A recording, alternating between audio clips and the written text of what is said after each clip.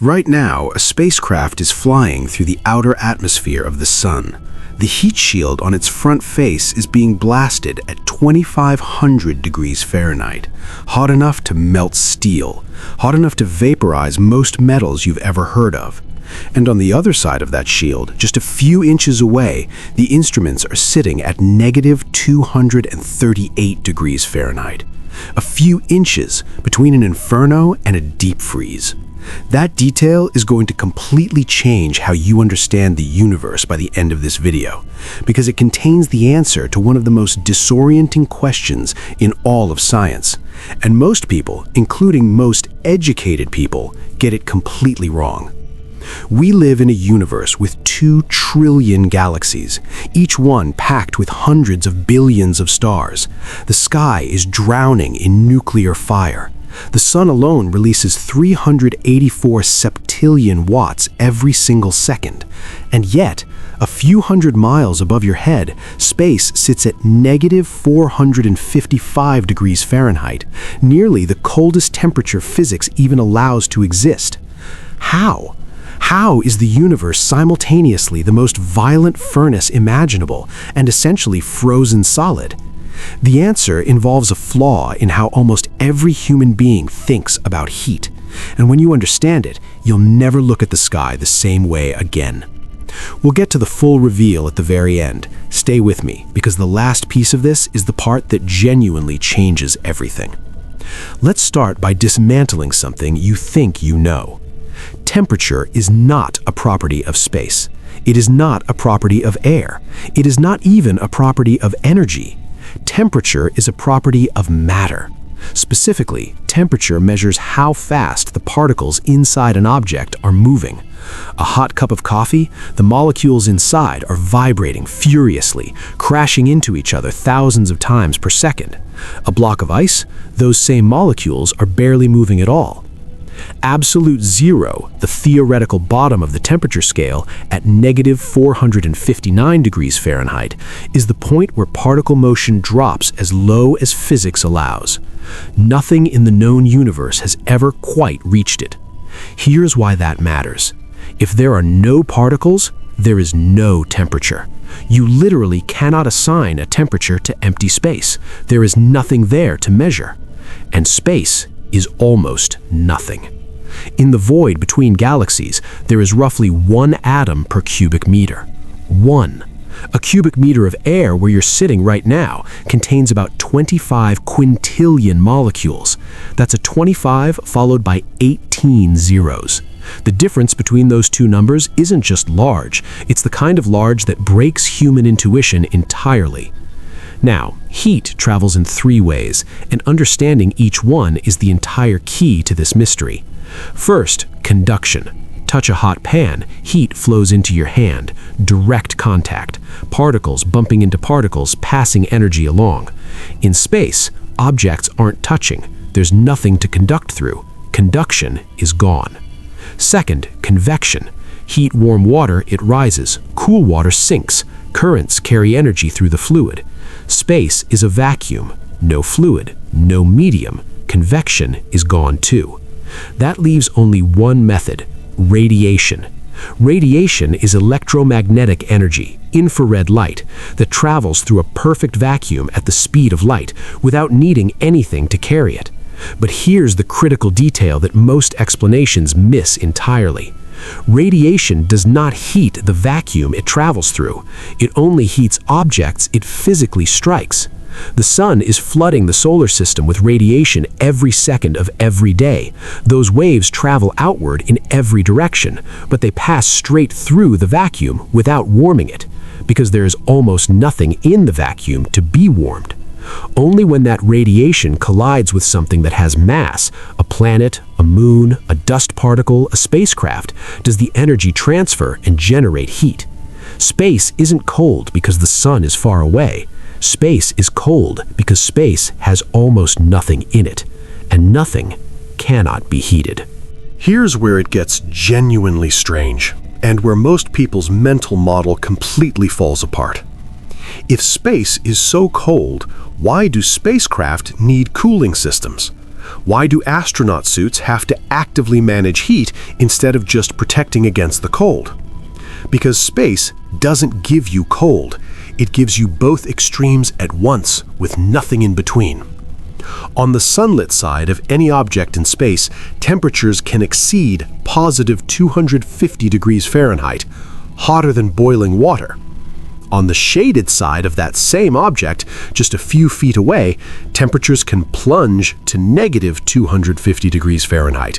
Both at the same time, same object, separated by nothing but a shadow line. The moon makes this visceral. Stand on the lunar surface at the equator in direct sunlight. You're at positive 250 degrees Fahrenheit. Step into the shadow of a crater a few feet away, you're at negative 290 degrees Fahrenheit. Not gradually, not slowly, immediately. Because there is no atmosphere to carry heat around the edges, to soften the transition, to distribute the warmth. Earth works completely differently because of our atmosphere. It absorbs heat, moves it around, moderates extremes. It's a thermal buffer between us and the raw violence of space. Without it, we'd be the moon.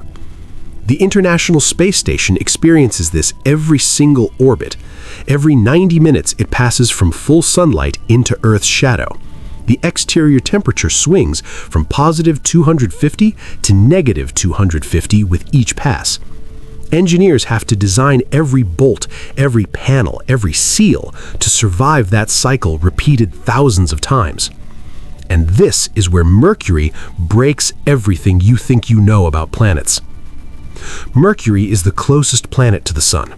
Closest means hottest, right? That's the obvious assumption. And on the sunlit side, fine, surface temperatures reach around 800 degrees Fahrenheit. But at night, Mercury plunges to negative 290 degrees Fahrenheit, colder than the surface of Mars, which orbits more than 3 times farther from the Sun.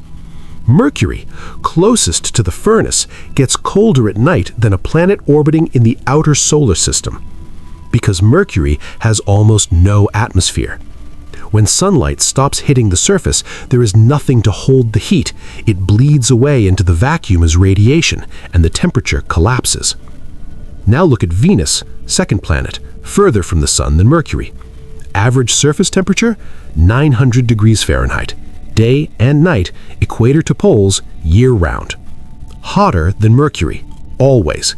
Not because of proximity to the Sun, but because its thick atmosphere of carbon dioxide traps heat so efficiently that it never escapes.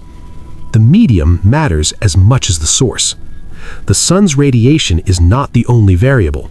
The material that captures and holds that radiation is equally, sometimes more important. Now we go deeper, because there's one more layer to this that makes the whole picture stranger and more beautiful than most people ever realize.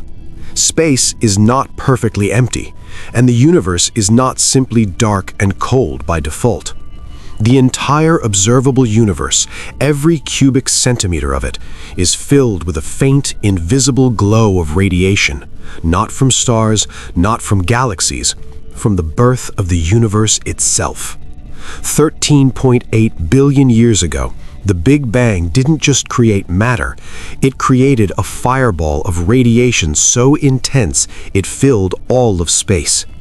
As the universe expanded and cooled over billions of years, that radiation stretched, its wavelengths grew longer, its energy faded.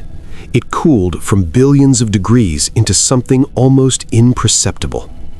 In 1964, 2 radio astronomers in New Jersey were testing a large antenna. They kept picking up a faint, persistent noise, coming equally from every direction in the sky, no matter where they pointed. They checked everything. They cleaned the antenna, they removed pigeons that had nested in the equipment. The noise wouldn't go away. What they had stumbled onto was the afterglow of creation itself, the cosmic microwave background, the cooled remnant of the original fireball. It earned them the Nobel Prize. That radiation now gives space its baseline temperature, negative 455 degrees Fahrenheit, just 4.7 degrees above absolute zero. And that temperature is still dropping. As the universe continues to expand, that background radiation continues to cool. The universe right now is colder than it has ever been at any previous point in its history, and it will be colder tomorrow than it is today. The coldest confirmed place in the natural universe is a cloud of gas 5,000 light-years away, called the Boomerang Nebula. Gas is expanding there so rapidly that it is cooled to just 2 degrees above absolute zero, colder than the background temperature of space itself. Now go back to that spacecraft, the one at the beginning. Inches from 2,500 degrees on one side, negative 238 on the other. That is not a malfunction. That is not a paradox. That is physics working exactly as it must. The heat shield absorbs the radiation. The spacecraft behind it sits in shadow, and in space, shadow means cold, immediate, total, and unforgiving. The universe has no warmth of its own. It is a collection of isolated furnaces, stars, planetary cores, accretion disks, surrounded by an almost infinite cold that has been deepening since the moment everything began. And the Earth? The Earth is the anomaly, not the rule. The right distance from a star, wrapped in exactly the right kind of atmosphere to absorb heat, distribute it, and hold it. Without that atmosphere, we would be the moon, scalding in sunlight, catastrophically cold in shadow, with no in-between. The warmth you feel right now, the warmth that makes your food cook and your blood flow and your planet habitable, is not the natural state of the universe. It is a precise, protected, extraordinarily rare exception to a cosmos that is almost everywhere, almost always, unimaginably cold. So the real question was never why space is cold when the stars are so hot. The real question is this: in a universe that cold, how did warmth like ours ever exist at all?